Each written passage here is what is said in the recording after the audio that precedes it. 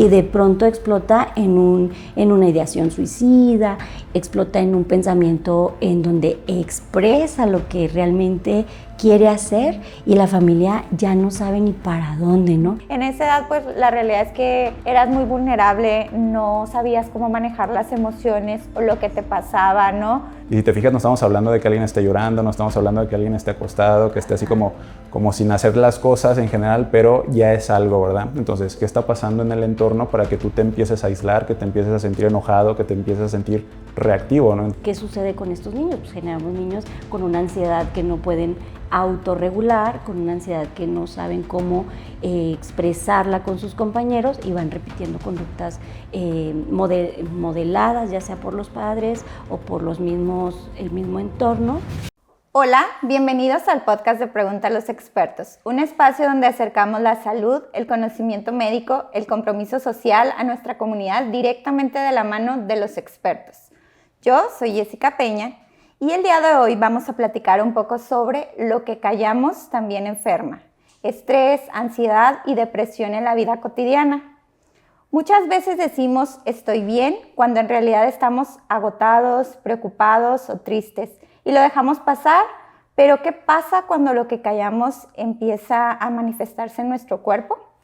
Y para esto damos la bienvenida a Paloma Durán, psicóloga, y al doctor Luis Arturo Espinosa, médico psiquiatra. Hola, ¿cómo están? Hola, Jessy. Un gusto saludarte. Bien. Un gusto que estén aquí porque la verdad es que este tema ya queríamos abordarlo. Creo que es un tema que últimamente se ha estado dando mucho sobre qué es la ansiedad, qué es la depresión, si realmente tengo ansiedad o si realmente tengo esta parte de depresión, ¿no? Correcto. ¿Cómo lo podemos describir, doctor?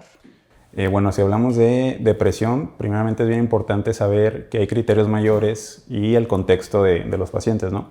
Si hablamos de criterios mayores, el primero, claro está, es hablar de tristeza, una persona que se siente triste, que se siente decaída, y hay algo más sutil que se llama anedonia, que la anedonia es la falta de placer por las cosas. Estar como desganado, que no quiere salir a la calle como antes lo hacía, que no quiere hacer cosas que antes estaba realizando. Y para nosotros es muy importante cuando empieza a haber ya algunos signos, tomar la temporalidad, que es desde cuando pues, ha pasado, desde cuando empieza pues, una persona a sentirse con ánimo bajo y saber qué lo ocasionó, que ya son factores que exacerban pues, este tema del ánimo bajo. Entonces es una serie de cosas que hay que estar evaluando, ¿verdad? Y del lado de la psicología, ¿cómo se aborda, Paloma? Pues fíjate, Jessy, que nosotros lo abordamos a través de las situaciones.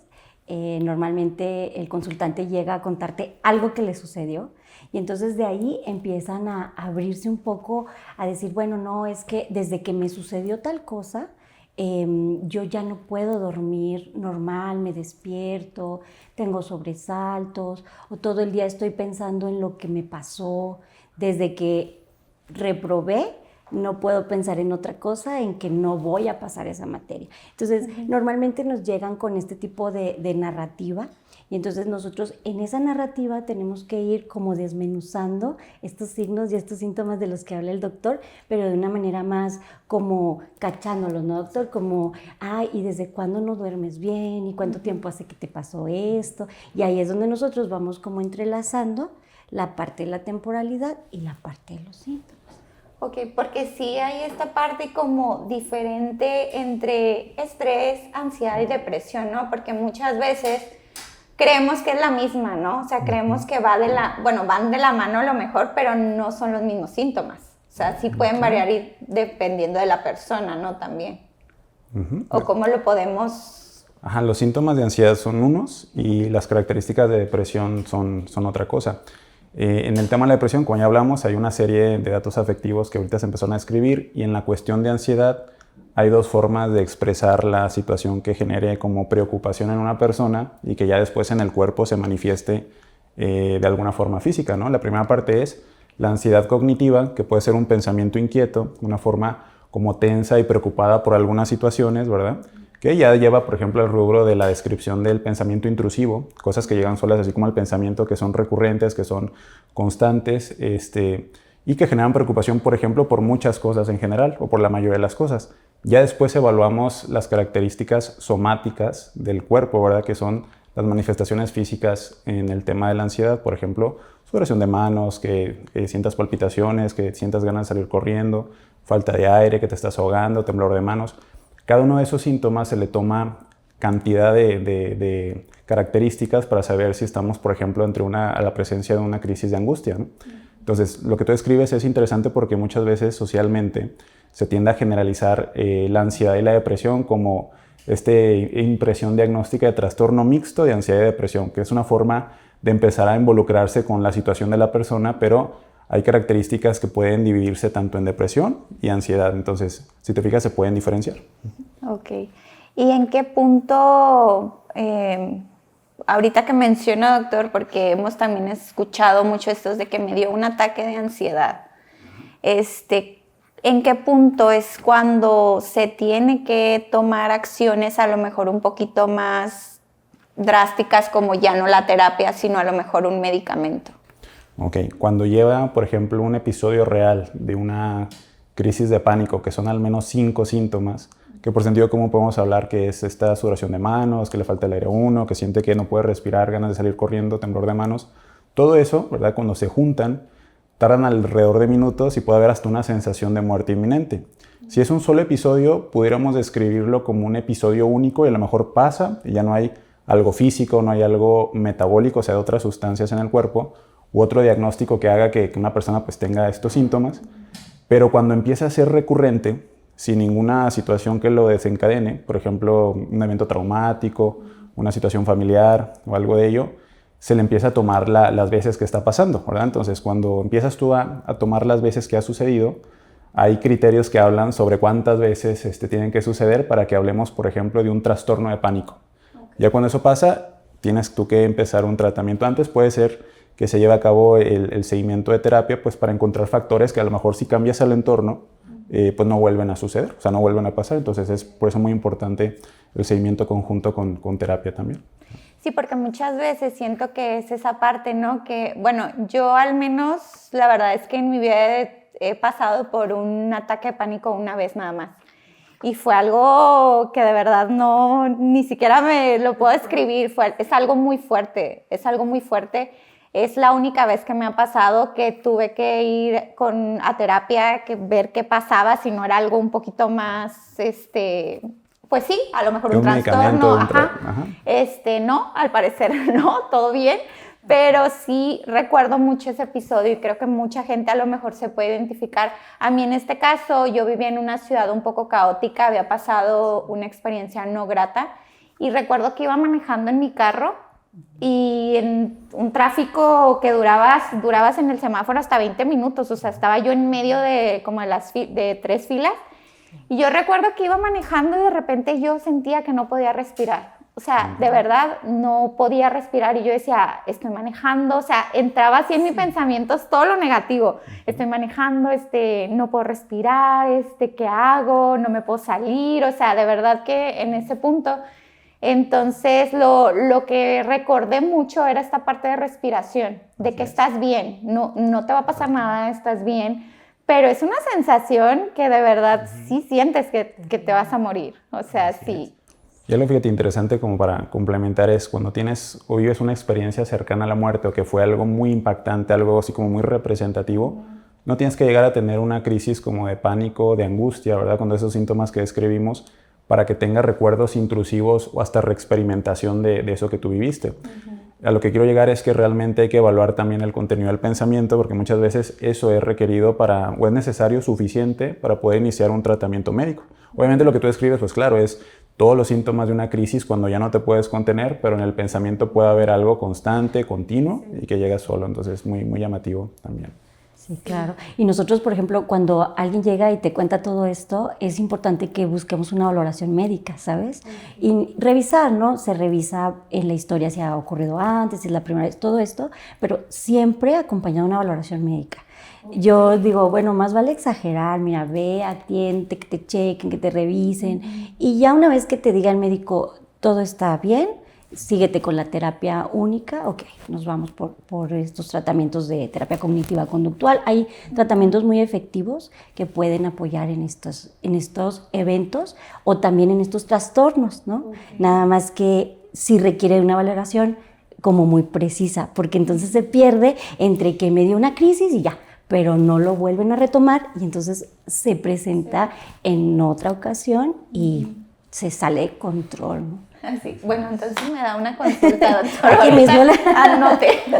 No, sí que importante porque volvemos a lo mismo. A lo mejor en ese tiempo no era tan común decir ve al psiquiatra. ¿Me explico? O sea, la verdad es que también se abren este tipo de espacios pues para abrir estos temas y que es algo normal porque la realidad es que todos lidiamos con cosas en la vida, o sea, con muchos, no sé si decirlo problemas, pero enfrentamos situaciones complicadas que nos llevan a padecer tal vez algún trastorno o tal vez alguna parte que no precisamente como trastorno, sino, no sé, ahí necesitar la ayuda de un especialista o de un doctor en este caso también, porque creo que lo que es la terapia pues se complementa con esta parte de la psicología. Fíjate que interesante porque a corto plazo el seguimiento con psiquiatría, con el área médica, pues te va a ayudar con un medicamento que te quite la crisis de pánico, ¿verdad? Te va a hacer sentir cómoda, te va a hacer sentir que ya no vas a tener a lo mejor otra vez un episodio, pero a mediano y a largo plazo no hay nada mejor que el seguimiento conjunto con el área de psicología, porque estamos hablando de cosas que ni nos damos cuenta del entorno, que puedan hacer que tú tengas o desencadenes una crisis de pánico. Por ejemplo, ver algo que experimentaste, como te hablaba, o un recuerdo que sea intrusivo. Por eso son bien importantes en el seguimiento conjunto. Y las guías finalmente dicen que tienen que ir de la mano psiquiatría y psicología también. Sí, porque muchas veces creemos que ya porque está el medicamento o porque ya con esto voy a estar bien. Realmente hay muchas cosas como químicamente que no tenemos para seguir sobrellevando las cosas de manera normal, ¿no, doctor? Así es, así es. Y fíjate, doctor, aquí en la consulta tú empiezas a ver el movimiento del paciente después de que inicia el tratamiento médico. O sea, cuando llegan inicialmente con toda esta situación, muchas veces ni siquiera puedes intervenir en ese momento porque no vienen con sus funciones al 100%. Entonces, ¿qué hacemos con la estabilización que ustedes pues pueden otorgar con el medicamento? A nosotros ya nos permite intervenir. Antes es muy difícil hacerlo.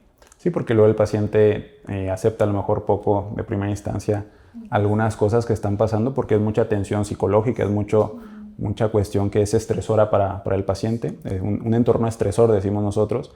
Y ya cuando finalmente aceptan como un seguimiento con terapia, también pueden tolerar que se les indique un tratamiento médico y ellos ven que sí van a mejorar, van a ver que van a evolucionar bien y pues todo va a ir mejor, ¿no?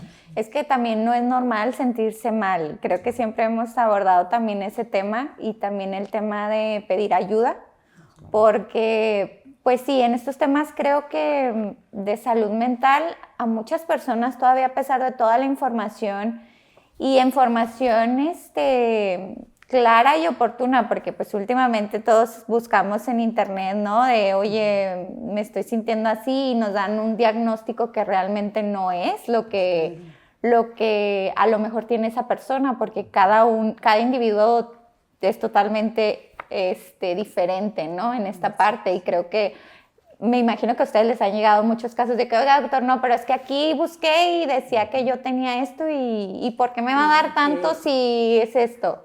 No sé si les ha pasado ahí ciertas Ese es el tabú del uso del medicamento, ¿verdad? Lo que se hablaba hace un momento atrás sobre qué efectos esperas de un antidepresivo, qué efectos esperan de un ansiolítico. Y muchas veces las personas o tienen la impresión de que algo es rápido en su efecto, ¿verdad? O que así de rápido puede tener un efecto adverso y no esperan lo que realmente está esperado de un tratamiento, que es la mejoría gradual. Entonces es más bien como psicoeducar, decimos nosotros, que es orientar médicamente sobre el área de salud mental y pues también sobre los tratamientos médicos. Entonces hay que psicoeducar a la sociedad sobre el buen uso de un antidepresivo o de un ansiolítico, como tal.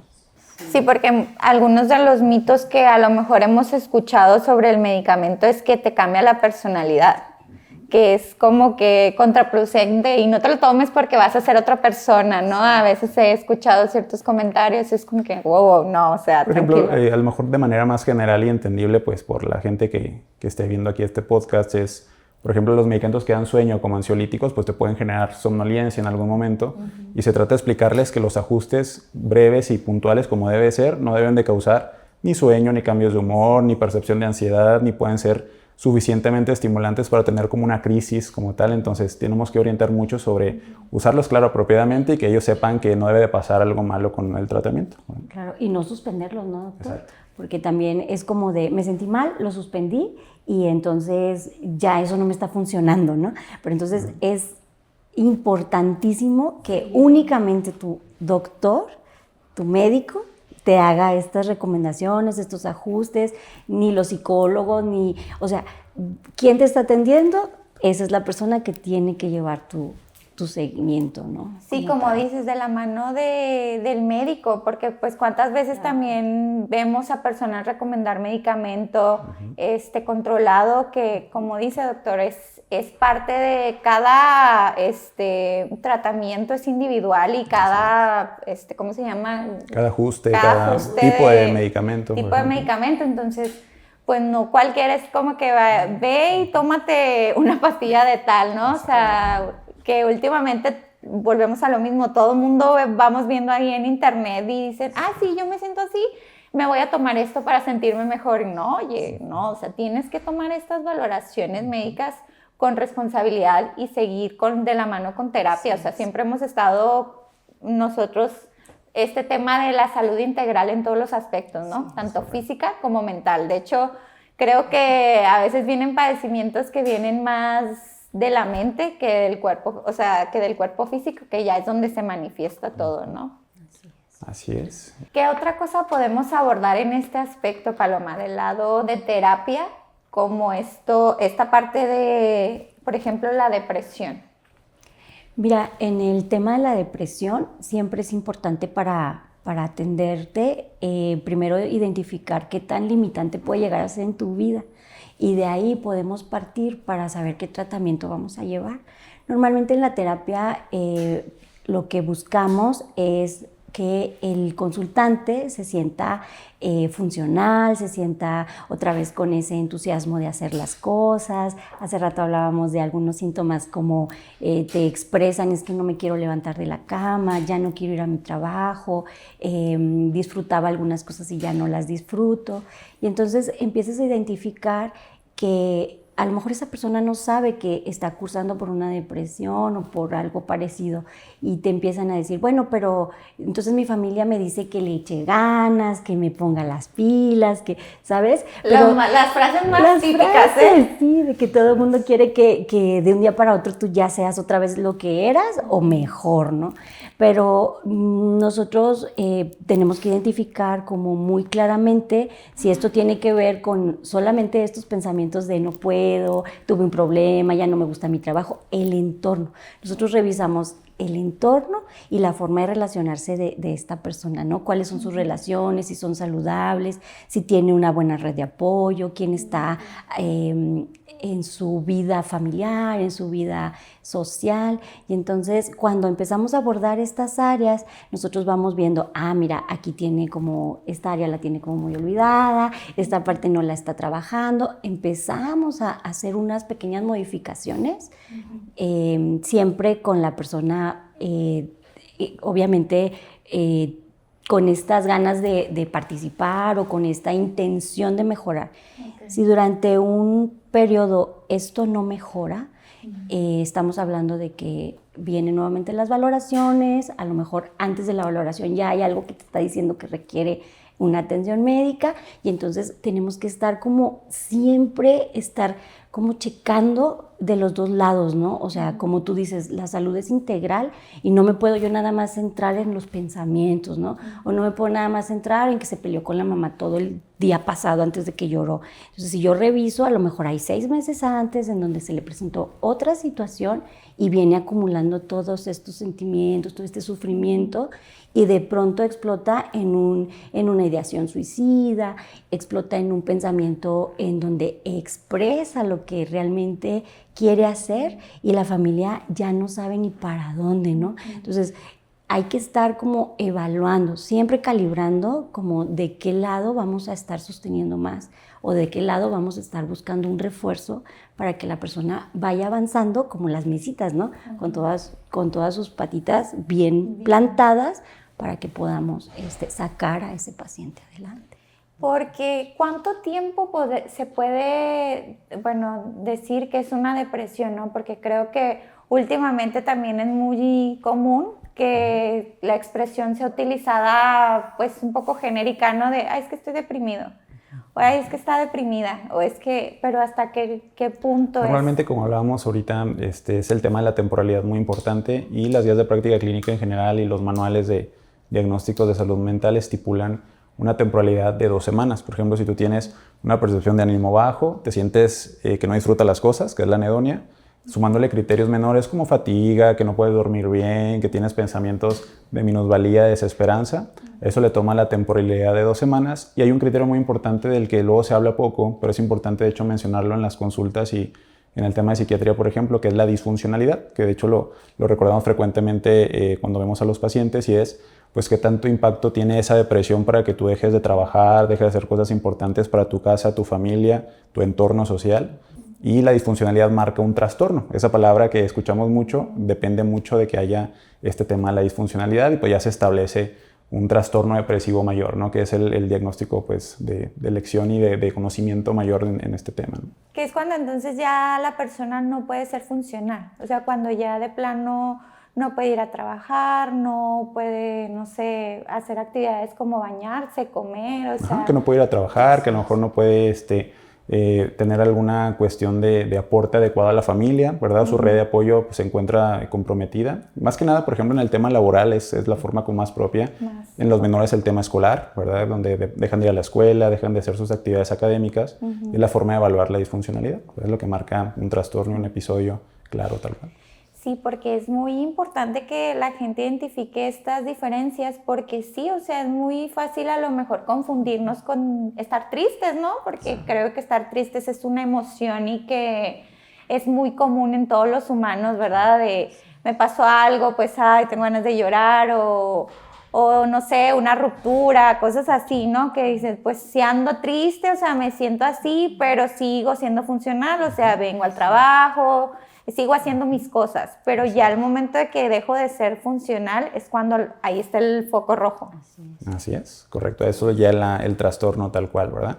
Y de primera mano, pues es el seguimiento conjunto con terapia para ver qué cosas confunden, que aparte generen aumento de la percepción de ánimo bajo, ¿verdad? Qué cosas te hacen sentir mejor, que de hecho se comenté ahorita que cómo está tu entorno que te hace sentir más cómodo también. Entonces todo eso se tiene que evaluar y se tiene que ver si es propio para el paciente, y es el tema del seguimiento con terapia también. Ahí es donde entramos nosotros.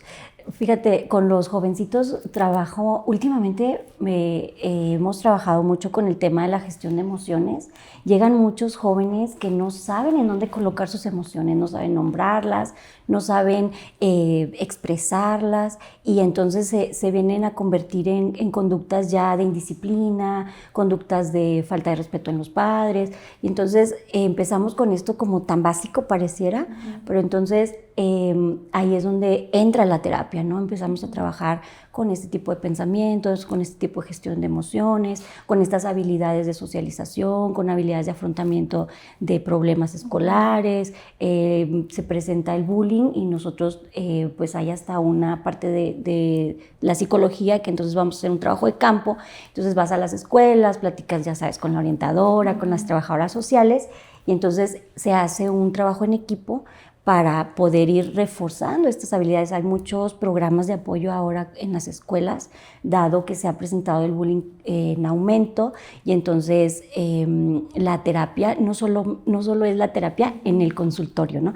O sea, no es de que ven, siéntate y cuéntame todo lo que te pasa. Hay diferentes maneras de llevarlo y hay diferentes modelos. Ahorita el más efectivo, te decía hace rato, se llama cognitivo-conductual, y entonces está padrísimo porque empiezas a trabajar con tu forma de pensar, con tu forma de relacionarte, con las emociones, empiezas a resignificar muchas cosas que en algún momento para ti eran catastróficas, y entonces ahora dices, bueno, reprobé, pero pues eso no significa que voy a ser un fracasado en la vida, ¿no? Significa que tengo que estudiar, mejorar mis estrategias, ¿me explico? Entonces empiezas como a fortalecer a los jóvenes, y al mismo tiempo trabajamos con los padres de familia para estos temas de crianza, y ahí en las redes de apoyo de nosotros como seres humanos siempre hay una mejor resultado cuando tienes un equipo que te apoya y que te sostiene, obviamente. Entonces, a veces tenemos que trabajar en generar esas redes de apoyo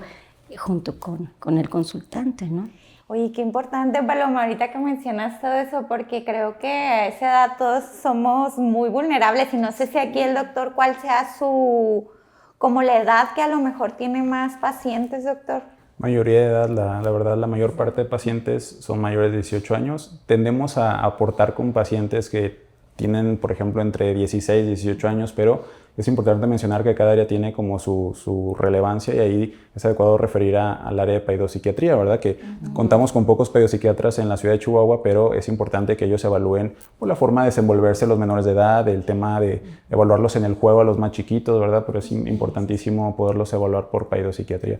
Así que el grupo predominante sí tiende a ser, de hecho, la mayoría de edad, girando en torno a los 22, 35 años, por ejemplo. Es como el grupo mayoritario. Como los que estamos aquí. Pero qué importante es también esta parte de saber por dónde va esta parte de la edad, ¿eh? ¿Y son más mujeres o hombres, doctor? Híjole, no te sabría decir exactamente si hay como más predominio de mujeres o hombres, pero yo diría que está equilibrado, la verdad. Equilibrado. Eso es interesante porque si bien el tema del varón normalmente tiende a no disminuir, pero no expresar mucho sus emociones, pues la verdad sí he visto yo una cantidad muy regular entre hombres y mujeres que van incluso a seguimiento de psiquiatría. Sí, porque es un reto, ¿eh? Era lo que platicábamos en anteriores pláticas, y era esta parte que los hombres pues sí son un poquito más cerrados en estos temas.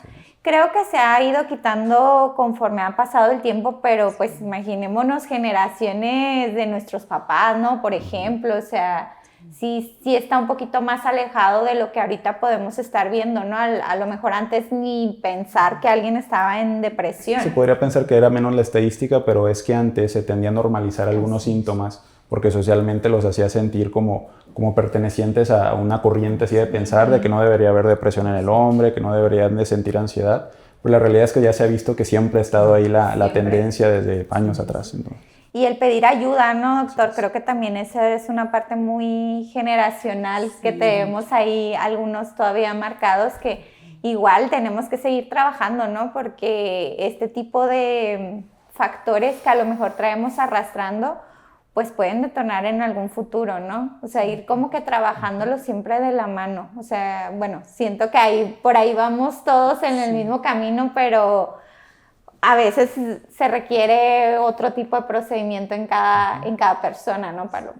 Y sobre todo, como mencionaste, en los jóvenes, una edad muy vulnerable. Sí, de adultos todavía andamos así como que pensando qué hacer, no me imagino. Bueno, tal vez tengo algunos recuerdos y todos de nuestra adolescencia, ¿no? Que no nos sentíamos entendidos, nuestras emociones eran muy vulnerables, muy cambiantes también. Entonces, cuando te recuerdas de esta manera con un poco más de empatía, pues puedes entender a lo mejor qué están pasando algunas personas, ¿no? Así es. Y sobre todo como entender también la parte contextual, ¿no? No podemos nada más decir, tienes 17 y a los 17 a todos les pasa tal cosa. No, o sea, sí, yo ya tuve 17, pero en el año tal y ahorita tenemos otro contexto, otros retos, muchas formas nuevas, ¿no? de la cultura y de la sociedad y debemos de estar también como actualizados en eso, ¿no?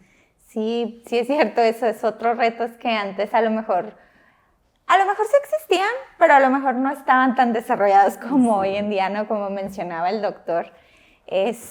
Sobre todo también estas señales claras, ¿cómo las podríamos marcar a lo mejor un poco más concisas y más como focos rojos, ¿no? Ya ahorita mencionamos sobre el tema de la ansiedad, de la depresión, el estrés. Creo que el estrés viene un poquito, ¿cómo lo podríamos manejar, se podría decir? Ok, ¿cómo manejar el estrés? Yo creo que lo importante es cómo identificarlo, porque si no sabemos qué cosas están pasando, tenemos que describir el síntoma claro y más sutil de que una persona esté iniciando con un cuadro afectivo en general. Porque estrés puede ser ansiedad, que la ansiedad la describimos ahorita hace un momento, y el tema más sutil, como para hablar de que algo está pasando en un paciente, puede ser, por ejemplo, la irritabilidad y el aislamiento, ¿no? O sea, personas que dejan de socializar un poco, que se tienden a aislar, ¿verdad? Dejan de involucrarse en actividades familiares, con amigos.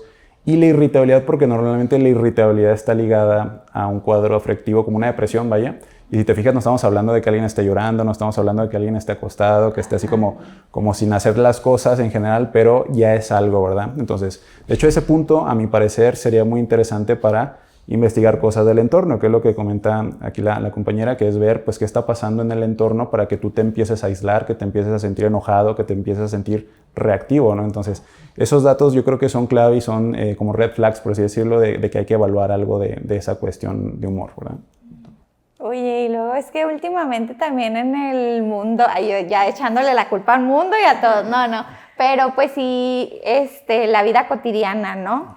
A veces en el trabajo, en la casa, en la escuela, o sea, manejamos diferentes circunstancias, de estrés, ¿no? Que no sabemos canalizar y que ahí es donde vamos y se pueden derivar de otras cosas que ya pueden ser un poquito más fuertes, ¿no? Aquí ya sería como abordar más el autocuidado, doctor. Sí, puede ser las formas preventivas de la higiene del sueño, por ejemplo, la higiene de la alimentación.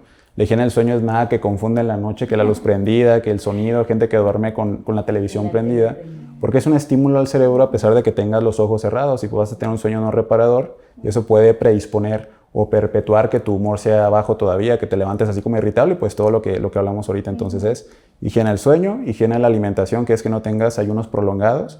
Si tienes ansiedad por comer, de hecho es otra duda que puede, un dato interesante, que es gente que ya se siente tan inquieta o con ansiedad, ¿verdad? Que empieza a comer más, pero como atracones, por ejemplo, y hay que identificarlos con terapia y ver si se manejan en el área de psiquiatría. Y yo creo que en general va por ahí en esa eventualidad, ¿no? Seguimiento, apenas veas un dato de estos, puede ir a una consulta con terapia cognitivo-conductual. Sí, y sobre todo no esperar a que tengo 6 meses así, ¿no? O sea, estamos hablando de 15 días, o sea, estamos hablando de 2 semanas en que tú empieces a sentirte diferente y eso es suficiente para revisar qué está pasando, ¿no? Sí, porque muchas veces a lo mejor las personas o hasta a veces nos hemos sentido en esta parte de por qué me siento tan irritable. ¿Qué es lo que está pasando en mi entorno? ¿Qué es lo que estoy viviendo para yo sentirme ya a la defensiva, irritable? Cambios de humor, ¿no? Creo que también vienen mucho de la mano, o que la gente misma te puede llegar a decir, oye, ¿qué está pasando? Porque lo estamos viendo muy personal, pero también la gente que está alrededor de las personas puede detectar este tipo de... Se dan cuenta, ¿no? De que ya estás en otra... de esta personalidad que a lo mejor no eras tú. Sí, y aparte hay unos rasgos, fíjate, que no todos sabemos... o no todos enfrentamos las situaciones de la misma manera, obviamente.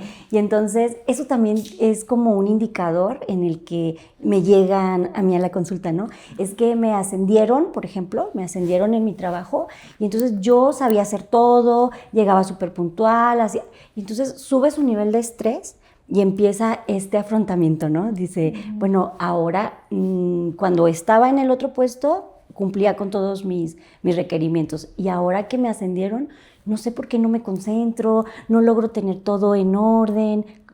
Una persona a lo mejor muy autoexigente, una persona más desenfadada lo puede tomar de otra manera. Entonces, todo esto, Jessy, para nosotros es importante investigarlo, ¿no? Revisar qué es lo que tú estás haciendo, qué forma, de qué manera enfrentas tú las situaciones, qué actividades tienes, nada más con una simple, pásame tu agenda de hoy, ¿no? ¿A qué hora te levantaste? ¿A qué hora desayunaste? ¿Qué hiciste durante el desayuno y la comida?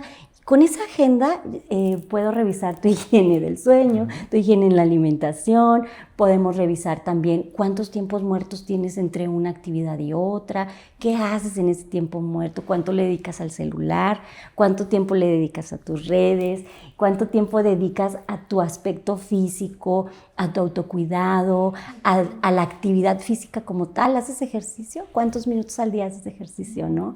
Y todo esto a nosotros nos ayuda como, nos da como pistas, ¿haz de cuenta? Para ir como diciendo, mira, pues, ¿qué te parece?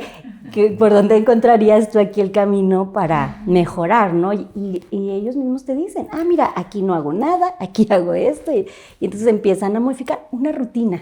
Una rutina tan sencillo, ¿no?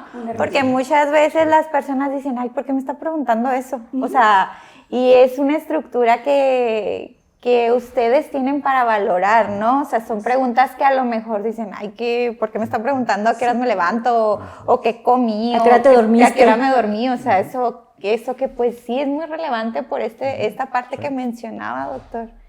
Y sobre todo para que ustedes sepan por dónde canalizar, ¿no? Porque una cosa va de la mano de otra, tanto como la psicología como la psiquiatría, porque también esa es otra parte que a lo mejor las personas dicen, ay, no, pues ya fui con la psicóloga, ¿para qué voy con el psicólogo? O ya estoy yendo con el psiquiatra, ¿para qué voy con la psicóloga? O sea, no tiene nada que ver ir con una y luego con otra, o sea, es como el caso de canalizar a una persona de acuerdo a lo que requiere, ¿no? Es correcto. Es que hay que delimitar lo que es para cada área, ¿no? Por ejemplo, nosotros, como hablamos ahorita atrás, es iniciar un tratamiento que rápido te haga sentir mejor, pero el contexto, la evolución, el entorno favorecedor es evaluable por el área de terapia. Hábitos, costumbres, características confusoras también nos apoyan en el tema de terapia y por eso es el seguimiento de la mano de ellos también, ¿no? ¿Qué tipo de mitos, doctor, ha escuchado usted referente a su especialidad, a psiquiatría, que todavía existe este reto y todavía existe estos mitos, porque pues pueden ser varios, ¿verdad?, que podemos ahorita a lo mejor dejar un poquito más claros? Lo principal es la intensidad de un síntoma para que tú tengas que ir a una valoración de psiquiatría. Por ejemplo, la disfuncionalidad, pues claro, significa que dejes de ir a un trabajo, pero incluso podemos evaluar algunos datos donde, como te mencionaba, hay características del pensamiento que empiezan a ser recurrentes en algunos diagnósticos y no lo ves como alguien que llora, no lo ves como alguien que está como acostado todo el día. Un diagnóstico común, por ejemplo, para explicar esta cuestión es el trastorno obsesivo compulsivo, por ejemplo, que son pensamientos intrusivos del orden de las cosas, de acomodarlas de alguna forma, y la compulsión de hacerlo, porque a lo mejor si no lo hacemos, pues vamos a tener alguna eventualidad, nos vamos a enfermar o va a pasar algo, por ejemplo, y nos da ansiedad, nos da inquietud. Eso a lo mejor tú logras ir a un trabajo, logras tener una dinámica funcional con tu familia en parte, pero el pensamiento está constante. Entonces, es la forma de explicar que pues no es una persona que tenga como que escuchar voces, como que ver cosas raras, como que tengas una conducta desorganizada, decimos nosotros, por ejemplo, errores de conducta raros o algo de ese tipo, para que tengas que tener un tratamiento médico. Entonces, el primer tabú, por lo tanto, es como exacerbar o exagerar la razón de ir a psiquiatría. Entonces, que es desde que ves un disconfort, pues ya puedes de hecho evaluarte con nosotros y en todo caso te derivaremos con el área de psicología. Sí, y viceversa, ¿no? También, o sea, esa parte de que, oye, no tengo que escuchar voces, esa estuvo muy padre, doctor, porque creo que... Muy clara, ¿no? Muy clara, sí, porque muchas personas en esa parte sí es de que, ay, pero no estoy loco, o sea, no estoy escuchando, pero yo sigo haciendo mi vida, pero sí... Pero hay ciertos rasgos que... No, y hay rasgos que además te hacen súper exitoso y súper sobresaliente, ¿no? O sea, entonces no lo ves como una situación que requiera una atención, lo ves como... pues, un superpoder. Un superpoder, ajá, entonces, wow, ¿no? Pero cualquier cosa, como dice el doctor, ¿no?, que te haga sentir incómodo, inconforme, pues es suficiente para acercarse a que una persona especialista te haga una valoración. Ya será que el psicólogo te mande a psiquiatría o que psiquiatría te mande a terapia. O sea, no tiene que ser como que primero esto y luego esto. O sea, realmente cada uno se canaliza al área que debe de ser, ¿no? Porque muchas veces, ¿cuál es la diferencia de psicólogo a psiquiatra? También esa es una muy frecuente. A ver si ustedes bueno, cada quien en su área, ¿cómo lo pueden manejar? Pues yo creo que es básicamente el área a la que atiendes, ¿no? Es el área física y el área psicológica como tal. O sea, nosotros atendemos los síntomas y ellos los signos. Yo atiendo lo que el paciente siente que le pasa, cree que le pasa, le duele que le pasa.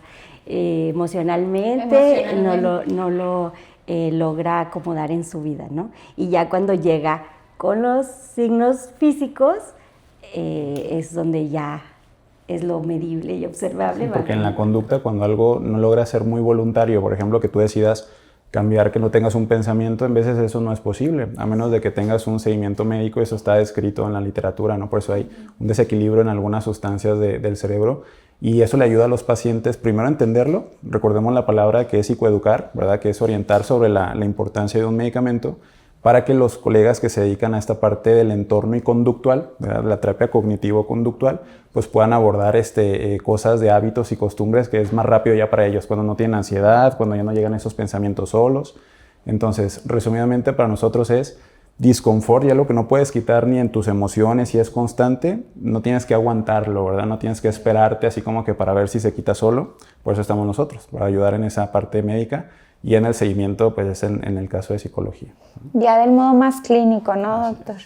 Porque es muy común tener esta parte de, ¿cómo poderlo decir? Esta parte que nos falta algún químico en el cerebro, que es cuando ya no entendemos por qué nos estamos sintiendo así de una manera más a lo mejor clara. Lo que tú dijiste hace un rato es como estar normalizando, ser como más nervioso, por ejemplo, ser más o preocupado o no disfrutar las cosas, que eso ya significa un desequilibrio en una sustancia, ¿verdad? De nuestro cerebro.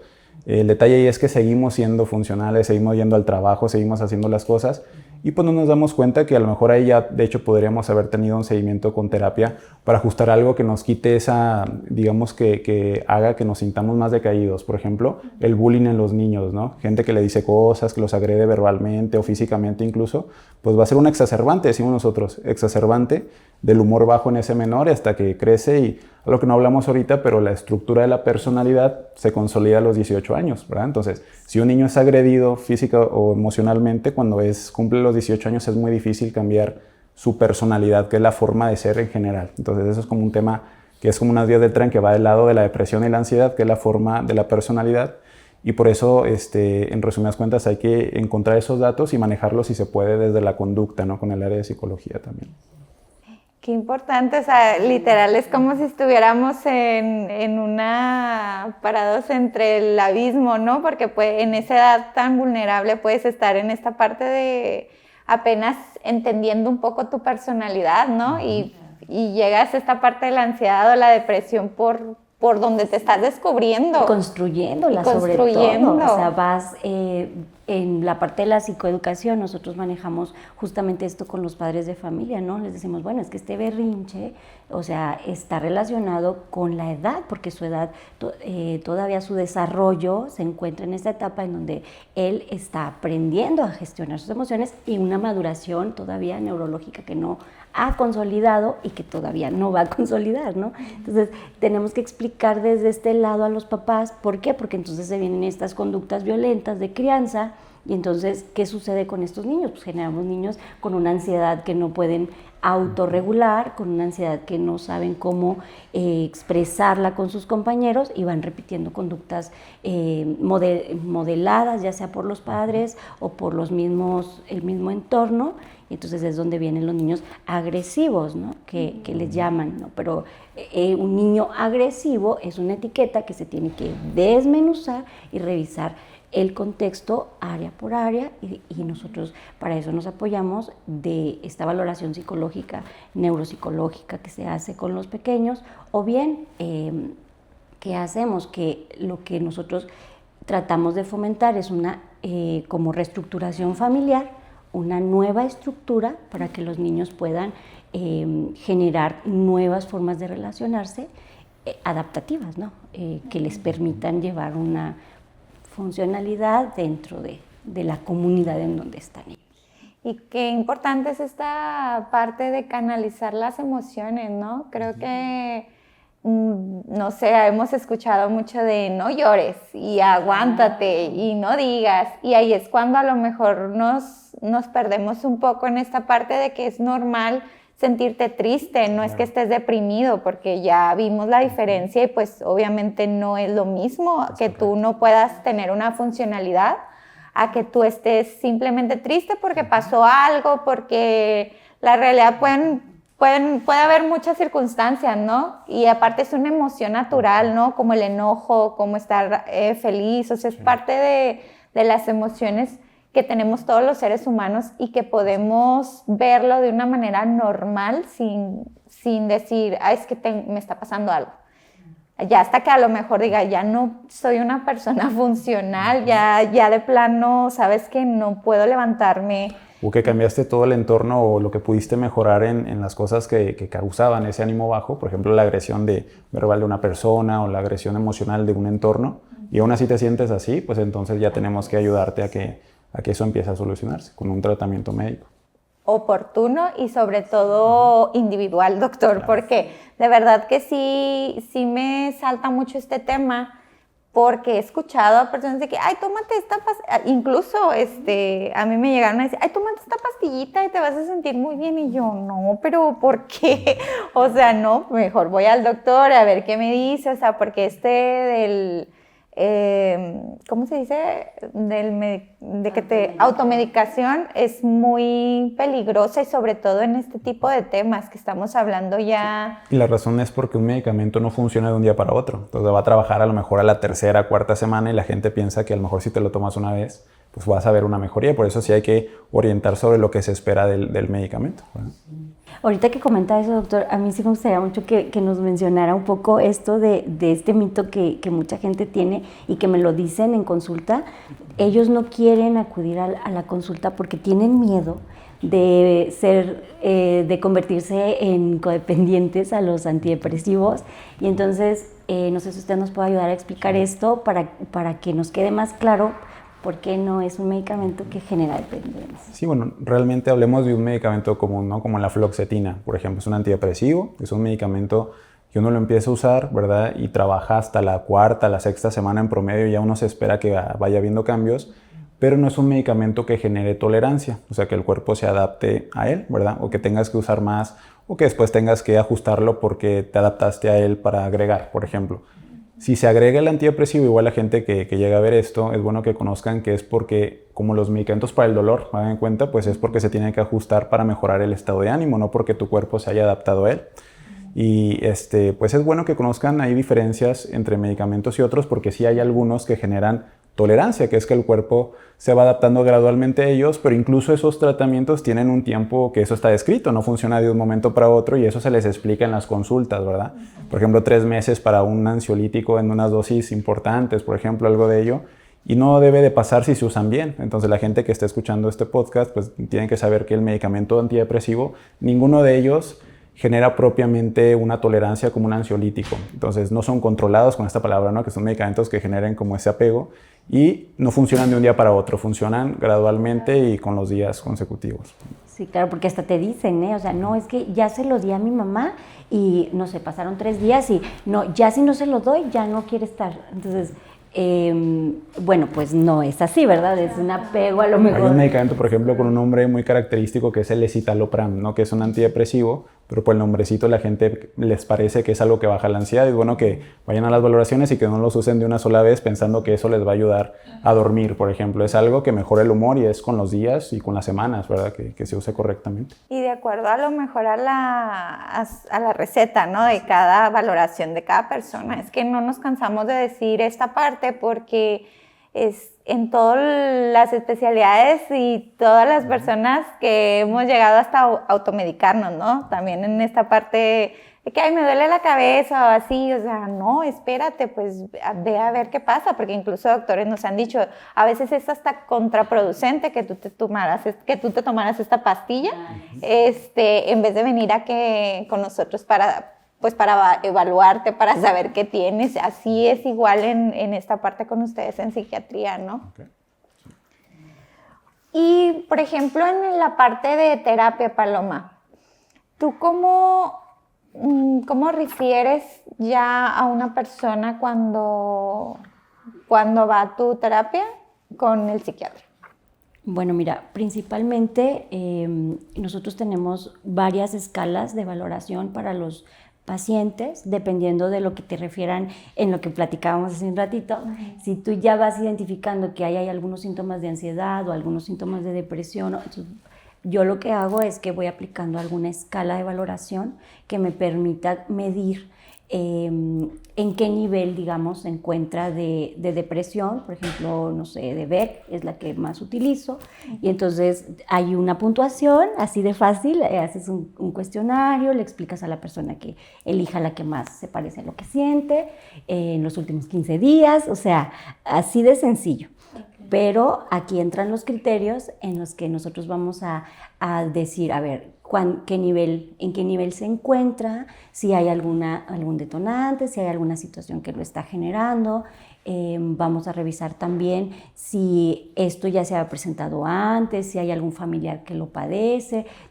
¿Me explico? Es toda una valoración que se hace con el paciente, y si se encuentra en un nivel de medio a alto, yo ya les pido una valoración médica para poder atender sus síntomas, ¿no? Ya que el médico decida si requiere un plan de tratamiento, que la verdad es que muchas veces sí lo requiere, muchas veces sí acuden, porque la misma incomodidad y la misma molestia del paciente ya no le está permitiendo hacer sus actividades normales y acuden. En el caso de la ansiedad es muy parecido, es otra escala también de Hamilton, la que utilizo, igual lo manejo por puntuación, lo manejo por niveles, y si veo que sale de medio a alto, inmediatamente le pido una valoración. Si son menores de edad, todos van a valoración médica.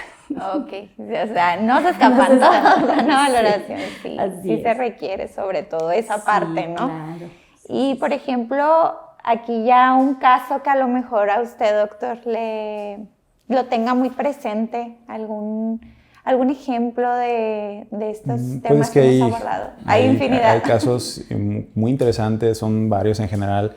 Yo quisiera hablar más que de un caso, de un contexto frecuente, por ejemplo, algo que genera una disfuncionalidad rápido, incluso más allá que la depresión, y con síntomas similares a la depresión, es el estrés postraumático, ¿verdad? O sea, vivir algo tan impactante que tú te parece que te vas a morir, o que corría tu vida a peligro, ¿verdad? Por ejemplo, si pongo el ejemplo de una persona que en la carretera de Chihuahua a Delicias sufre una volcadura, por ejemplo. Entonces empieza no sufre mayores consecuencias en su salud, que eso es bastante importante, pero físicamente hablando, pero inicia con pesadillas recurrentes. Inicia todos los días a recordar que esa cuestión del accidente que vivió, ¿verdad?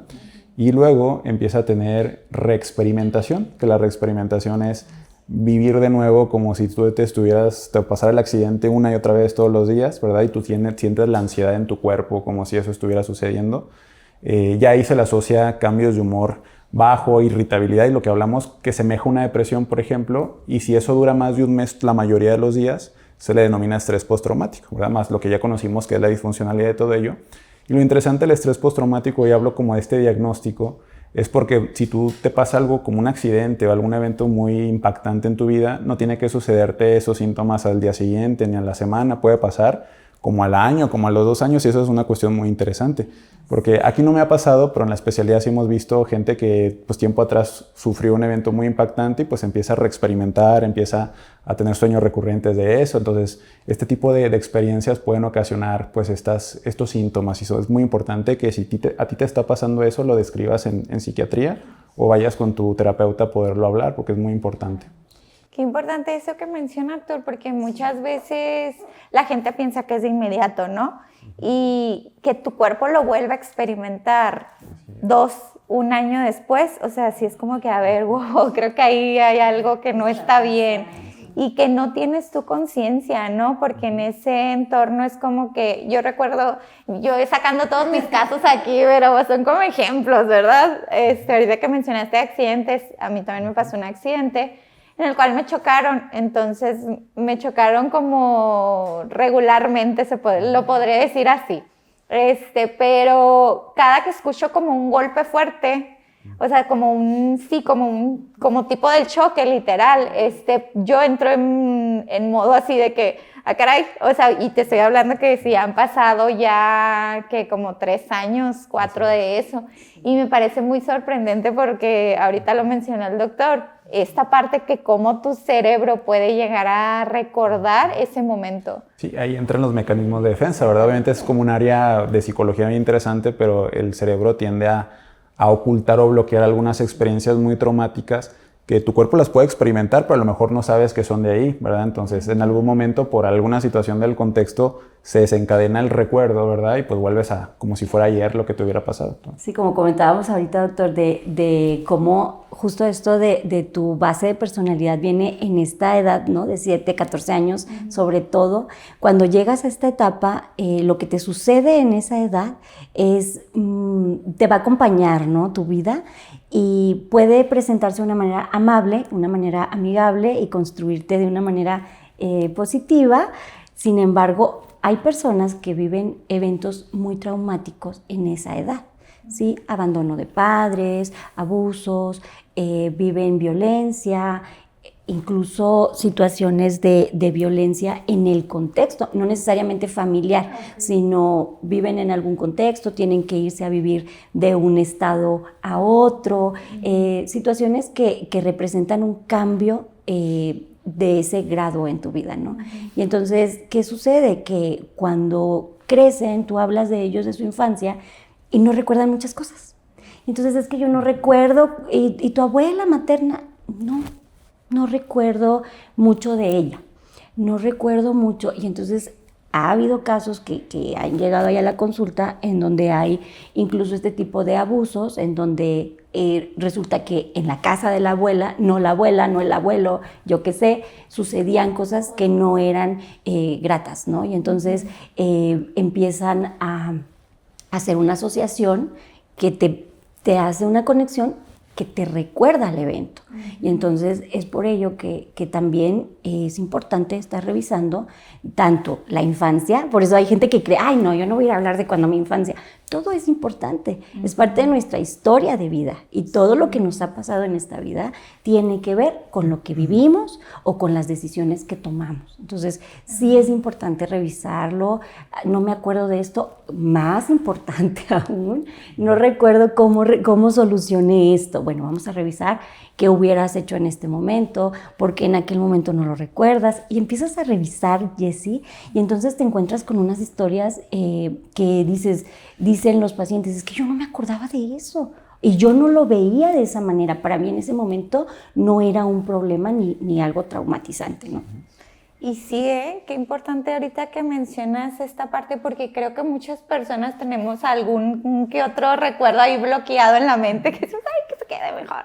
Pero no, o sea, te está resonando a lo largo del tiempo cuando uno no canaliza esa emoción, ¿no? ¿Cómo te sentías? Porque en esa edad, pues, la realidad es que eras muy vulnerable, no sabías cómo manejar las emociones o lo que te pasaba, ¿no? Yo siempre he puesto este ejemplo de cuando hemos hablado de a lo mejor el niño que sus papás se tenían que ir a trabajar y el niño pensaba que no lo querían, ¿no? Que estaba abandonado, cuando realmente ellos, pues sus papás se fueron para darle una mejor calidad de vida, para que sacarlo adelante, ¿no? En esta parte y en este contexto, y el niño entendió otro contexto. Entonces creces y empiezan estos de no me siento valorado, me empieza a dar ansiedad, el miedo al abandono, o sea, cuando regresan, vienen con esta historia, y entonces hay unas pues técnicas muy padres, muy interesantes, en donde nosotros trabajamos el reencuadramiento.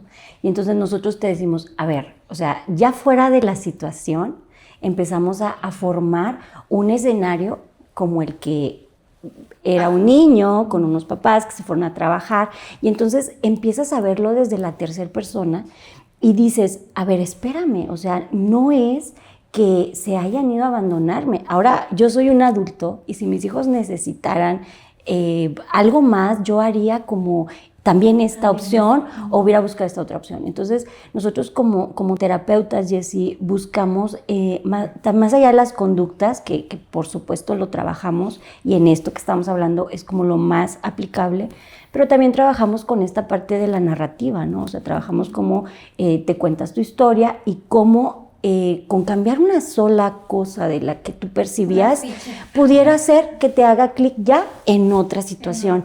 Y dices, ok, esa fue mi vida, y a partir de hoy puedo hacer esto. Eso es algo que podemos llegar a través de un proceso de terapia. No es ni como el medicamento que te lo vas a tomar y ya. Es como irlo, no sé, doctor, como cocinando, ¿no? Como irle dando su forma. Como todo. Interpretar, ¿no? Es darle la interpretación de experiencias previas. Yo hablaba, por ejemplo, de un tema de psicología que se le llama síndromes internalizantes y externalizantes, y es el menor abusado, el menor agredido, normalmente tiende a guardarse las cosas algunas veces, y al no expresarlas, la forma en que los expresa más adelante en la vida es somáticamente o conductualmente, ¿verdad? Si el menor nunca lo expresó, normalmente son personas que tienden a ser nerviosas, preocupadas, así como angustiadas, porque normalmente no eran muy expresivos desde que eran chicos. En agresiones, en crianza negligente, ¿verdad? Negligencias del cuidado. Y los menores que sí expresaban desde chicos tienden a ser niños como hiperactivos o inatentos, ¿verdad? Entonces, de ahí ya a lo mejor... Desapegados, ¿no? Exacto, a lo mejor este es como un complemento de lo que hemos estado hablando, pero es importante porque da pauta a algunas cosas de la conducta en la vida más adelante, algunas cuestiones de impulsividad, por ejemplo, de personas con más tendencia a ser nerviosas o con trastornos de ansiedad, y por eso es importante la descripción de la crianza y el desarrollo de la vida, ¿no? Entonces, y doctor, ahorita que mencionas, y todo se va haciendo cadenita, o sea, vamos hablando de estos temas, pero también vemos el trasfondo, ¿no? De dónde viene. El agresor, la persona agredida se puede volver agresor, o sea, ahorita que hablamos de abusos, a lo mejor tiende a repetirse eso porque muchas veces, no sé, a mí me gusta ahí escuchar ciertos podcasts que entrevistan a personas que hicieron algún delito o cosas así, y me llama mucho la atención de que esa persona fue agredida cuando era niño. Entonces, a pesar de que él mencionaba, no sé, no, pues yo no, a mí me hicieron esto, pero yo no quería y de repente ya estaba en esta circunstancia, o sea, si llega a ver esta parte de... pues es una serie de una cadena de sucesos, como tú comentas, donde no quiere decir que porque una persona sea agredida va a tener una conducta específica. Lo que sí pasa es que al ser personas, por ejemplo, con más tendencia a la impulsividad y vieron un entorno normalizado de familiares agresores, a lo mejor en algún momento en el entorno favorecedor, ¿verdad?, de esa cuestión, pues tienen más posibilidad de tener conductas de impulsividad agresivas, ¿verdad? Ahí hablamos de estructuras de personalidad que se asocian mucho como el rasgo antisocial, ¿verdad? Que son gente que tiende a manipular, a modificar información, a tener como conductas así como agresivas, y es porque pues tiene que ver desde la crianza, ¿no? Normalmente son cosas que pasaron desde niño, uno ve el entorno de cierta manera, y ya cuando uno crece se estructura esa personalidad. Por ejemplo, hay varias, ¿no? El tema del rasgo dependiente de la personalidad, del rasgo obsesivo también de la personalidad, entonces...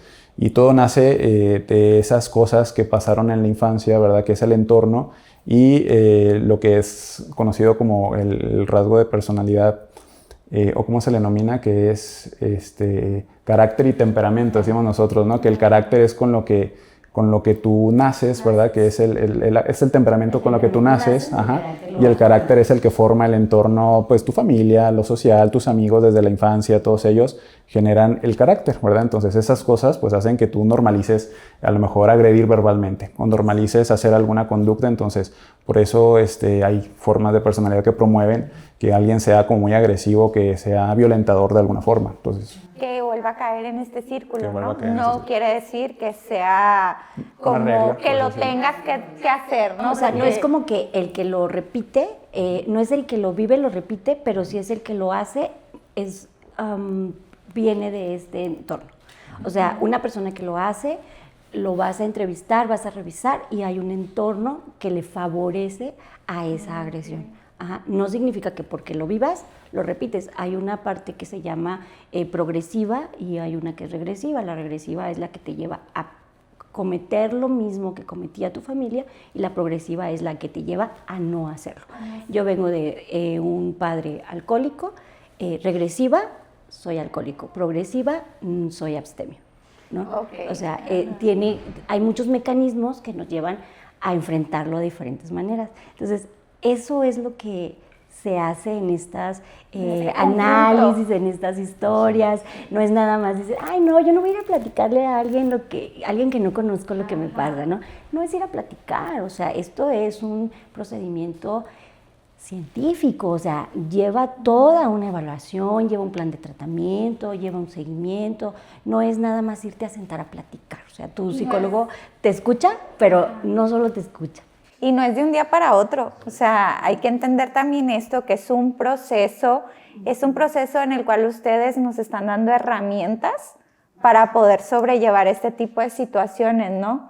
que también hay que empezar a normalizar y a conocernos, como hablábamos la otra vez, Paloma, en esta parte del autocuidado, de saber de conocernos, porque muchas veces no nos queremos conocer en el aspecto de, ay, no, estoy triste, lo evado, ay, me está pasando esto, lo evado. O sea, porque también todo esto se va acumulando y al momento de salir, pues no es de la mejor manera. Creo que todos lidiamos cosas, todos traemos hay cositas que tenemos que trabajar, y creo que la mejor manera es poder expresarlos y poder decir, sabes que no me siento bien, algo está pasando, y es lo más sabio que podemos hacer como humanos, porque volvemos a lo mismo, todos podemos traer una herida, un trastorno, algo que ahí nos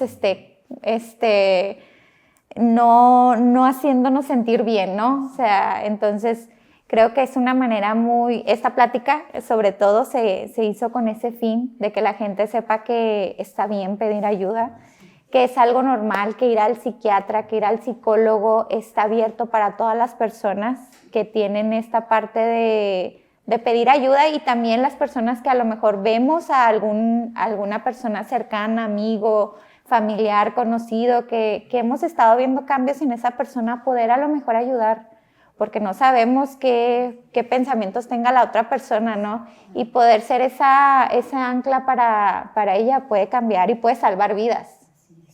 Sí, eso es muy importante, Jessy. Que ya casi para terminar, porque ya nos excedimos aquí, nosotros estos temas nos encanta abordar y nos encanta hablar, sobre todo concientizar a las personas. ¿Un mensaje, Paloma, que te gustaría dar? Me gustaría compartir que cuando nos callamos lo que sentimos, podemos tener una complicación en eso mismo que pensamos, que sentimos, que hacemos. Y cuando pedimos ayuda, Jessy, a lo mejor ahí no se va a resolver el problema, pero ya estamos dando el primer paso a ese camino en el que vamos a encontrar una solución a lo que nos está incomodando, a lo que nos está lastimando. Y me parece que eso quisiera compartir. Busquen a personas que puedan apoyarlos, que puedan acompañarlos, y no estamos solos. Ese sería mi mensaje. No estamos solos y siempre va a haber alguien que te quiera escuchar. Yo diría que el pronóstico de un paciente que vemos nosotros en el área de psiquiatría no solo está en manos del paciente, sino de la red de apoyo. Entonces, es responsabilidad también de la red de apoyo vigilar cuando alguien, todos estos síntomas que vimos, porque es muy adecuado que alcancemos a ver datos incipientes y, si se puede y son justos, necesarios para el tratamiento médico, poderlo abordar. Y no normalizar, ¿verdad? No normalizar que la depresión debe de pasar sola, no normalizar usar un medicamento que tiende a pasar para el tema del humor, y que se sientan cómodos de que el medicamento no debe generar efectos adversos, ¿verdad? Que no es algo que genere dependencias, abstinencias, este tema de los conceptos por el uso del tratamiento médico, y que estamos totalmente conscientes de la relevancia del trabajo conjunto con el área de psicología, ¿verdad? Entonces, porque muchas veces piensan como que las áreas están sumamente divididas, ¿verdad? Cuando en realidad pues orientamos cuando es lo importante en el tema de seguimiento por parte de psicoterapia. Y ya, pues que tengan un abordaje, una cercanía con nosotros a la que vean algo que les genere disconfort, poder saber si es de psicología o de psiquiatría, con cualquiera de los dos, ¿verdad? Que van de la mano siempre, como dijimos, ¿no?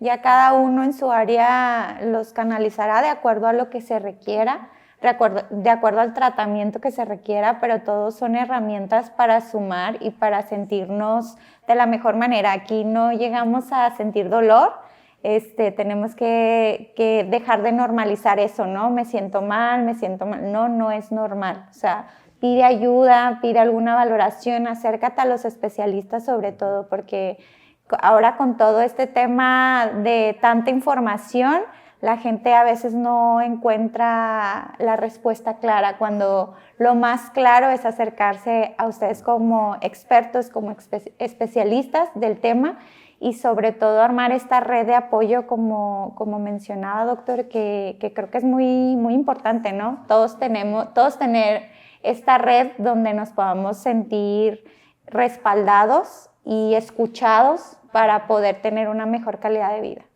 pero no normalizar el dolor o el no sentirnos completamente bien, ¿verdad? Les agradezco mucho haber estado en este segundo episodio del podcast. Esperamos que esta información le llegue a muchas personas y que puedan acudir a algún tratamiento si lo requieren, ¿no? Que podamos ser esa luz para alguien en dado caso que lo necesite, y que a lo mejor no es que nos tengamos que sentir mal, pero todos necesitamos esta parte de esta ayuda, ¿no? Desahogarnos de ciertas maneras, porque pensamos que como psicólogos, como doctores, no requieren ayuda, y realmente ustedes también están en un tratamiento, ¿no? Entonces, pues se los agradezco, muchísimas gracias. Y pues nos vemos en otro Pregunta a los expertos. Yo soy Jessica Peña.